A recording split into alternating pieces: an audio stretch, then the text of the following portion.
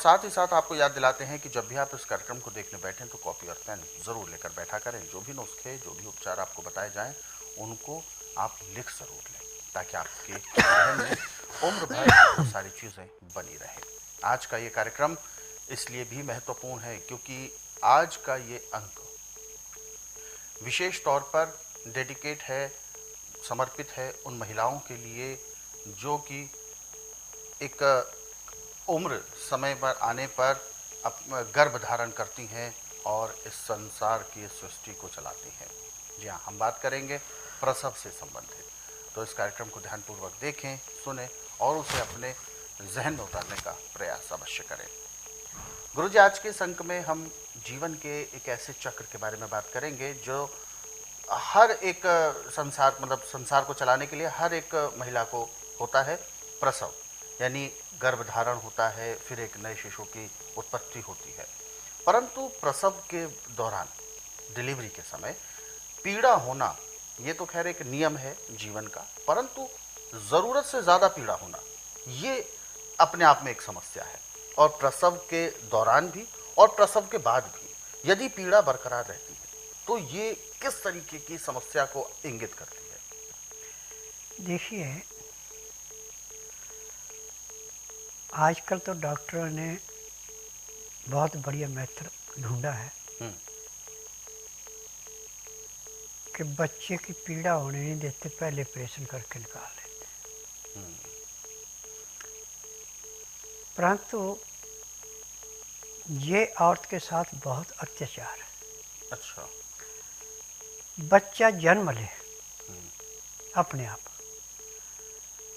उसके अंदर औरत को भी कष्ट तो होता है, परंतु उसको उतनी तकलीफ नहीं होती जितनी ऑपरेशन के बाद होती है। अच्छा। और बच्चे की नॉर्मल डिलीवरी कराने के लिए आयुर्वेद में एक नहीं सैकड़ों नुस्खे हैं। जब औरत का गर्भ 7 महीने पूरे होकर 15 दिनों पर चले जाए,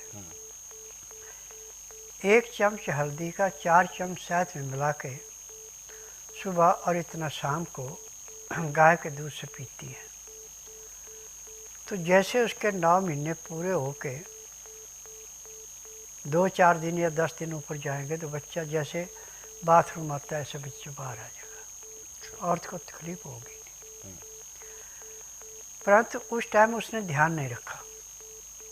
9 महीने पूरे हो गए तो औरत को उस टाइम भी 1 चम्मच हल्दी 4 चम्मच शहद में मिला के दें, ऊपर से 1 गिलास गुनगुना गाय का दूध या बकरी का दूध, भैंस का या डेयरी का दूध नहीं। तो तकलीफ तो होगी परंतु उतनी नहीं होगी, बच्चा नॉर्मल हो जाएगा। आज सबसे बड़ी जो कमी, औरतें जो है नाड़े की जगह पे प्लास्टिक कमर में रखती हैं। इससे बच्चों पैदा होने में भी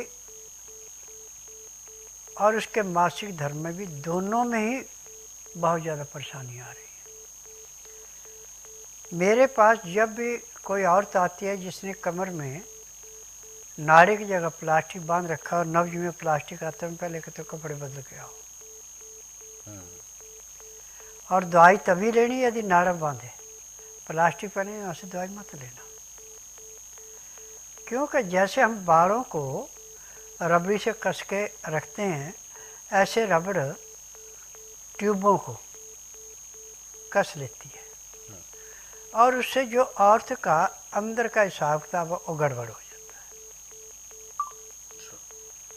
अब ये मासिक धर्म की ट्यूबें हैं, वो यहाँ से चलती है कानों के पास से ऐसे घूम के यहाँ से फिर नाभि में फिर यूट्रस में जाती हैं। जब वो दब जाती हैं तो तकलीफ होती है। और जो औरत हमेशा पैंट पहन के रखती है या अंडरवियर प्लास्टिक का रखती है, उसको कष्ट ज़्यादा भोगना पड़ता है। अब मेडिकल में तो डॉक्टरों ने थ्योरी पढ़ी, उनका तो प्रैक्टिकल नहीं है। मेरा प्रैक्टिकल है। उनको तो सिखाया गया है कि जहाँ पे तकलीफ और संग को सुन कर दो, और जो अंग ठीक काम नहीं कर रहा है उसका ऑपरेशन कर दो।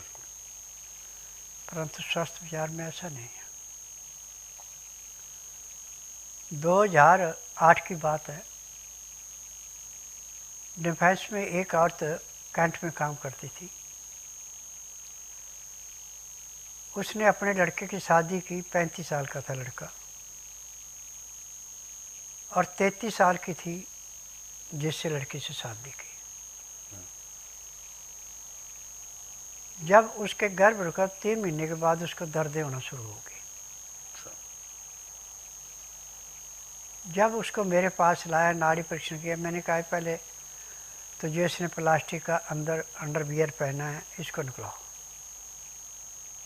उसकी जगह नाड़ा वाला अंडरवियर पहन ले, और सलवार भी ये नाड़े वाली पहने, इसमें भी प्लास्टिक या पैंट नहीं चलनी। जो नियम समझाए उनको सारा कुछ हो गया।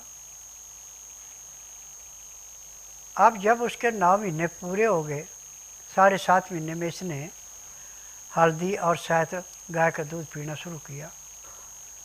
तो सुबह वो बाथरूम गई और बच्चा बाथरूम में फेंक आई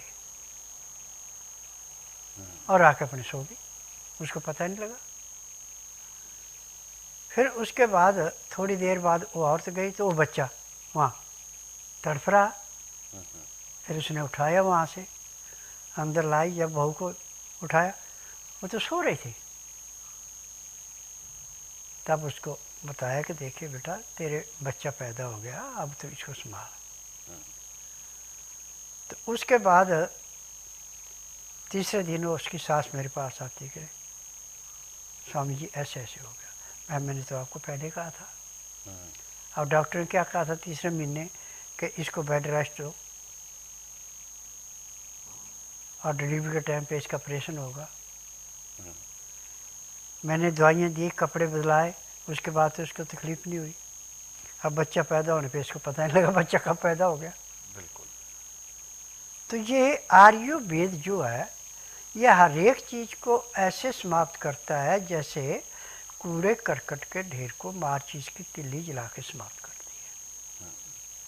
तो आज मैं गारंटी से कहता हूँ कि संसार में ऐसा कोई रोग नहीं जिसका मेरे पास उपचार नहीं, क्योंकि मुझे 10,000 जड़ी बूटियों की पहचान है जिनसे मैं दवाइयाँ बनाता हूँ। मेरी अपनी फार्मेसी है जिसमें दवाइयाँ बनती हैं। ये दवाइयाँ रजिस्टर्ड है, पेटेंट है, इनका साइड इफेक्ट कोई नहीं है और गारंटी से इलाज करके देता हूँ। बिल्कुल। गुरुजी, जैसा कि अभी गर्भ की बात कर रहे हैं, जो प्रसव होता है, 2 ऑप्शन होते हैं, या तो नॉर्मल डिलीवरी हो जो कि एक प्राकृतिक होती है और एक ऑपरेशनल हो। तो सबसे पहले मैं अगर नॉर्मल की बात करें तो पहले दूसरे महीने से जो 9 महीने का पूरा एक पीरियड होता है, इसमें किस किस तरीके का अपना आचरण रखना चाहिए, किस तरीके की दिनचर्या होनी चाहिए, क्योंकि बेड रेस्ट के लिए डॉक्टर तीसरे महीने से डिक्लेयर करते हैं। देखिए बेड रेस्ट तो देना ही नहीं, बिल्कुल। चलते फिरते रहें, काम करते रहें। खाना ज़्यादा गर्म ज़्यादा ठंडा नॉर्मल खाना खाना, और पेट भर के खाना नहीं खाना। पेट भर कर नहीं खाना है ना। इसका अर्थ ये हुआ कि अगर भूख है तो आधा ही पेट ही खाना खाना है। जहाँ आपको 4 रोटी की भूख है 3 खाओ जी। और खाना खाते 1 रोटी की जगह तो आप पानी पिएंगे। खाना खाते समय जो गर्म पानी लहसुन प्याज अदरक का रस मिला के खाने के साथ 2 गिलास पी लेता है, वो ज़िंदगी में कभी किसी डॉक्टर हकीम के पास नहीं जाता, ना उसको कोई रोग होता। और एक यहाँ पर मैं छोटी सी और बात पूछना चाहूँगा कि दूसरी ओर अगर जैसे सर्जरी वाले जो ऑपरेशन जो होते हैं, इससे नुकसान अगर देखा जाए तो किस किस तरीके का नुकसान हो सकता है, क्योंकि हमारे दर्शक ये जानना ज़रूर चाहेंगे कि नुकसान कौन कौन से होते हैं, उससे बचने के लिए क्या कुछ होता है। देखिए एक तो 3 ऑपरेशन हो सकते हैं, 3 से ज़्यादा नहीं होते। अच्छा। जब टाइम आया है और ऑपरेशन से बच्चा करना है तो या तो आप बाईं साइड से या दाईं साइड से ऑपरेशन करके बच्चे को निकाल लेंगे। तीसरा ऑपरेशन सीधा यहाँ से होता है। इस ऑपरेशन करने के बाद एक तो बच्चादानी कमज़ोर पड़ जाती है और जो टांके लगाए जाते हैं वो ठीक ढंग से ना लगे और देख रेख ना की जाए तो उनमें पस पड़ जाती है। फिर औरत को काफ़ी दुख भोगने पड़ते हैं।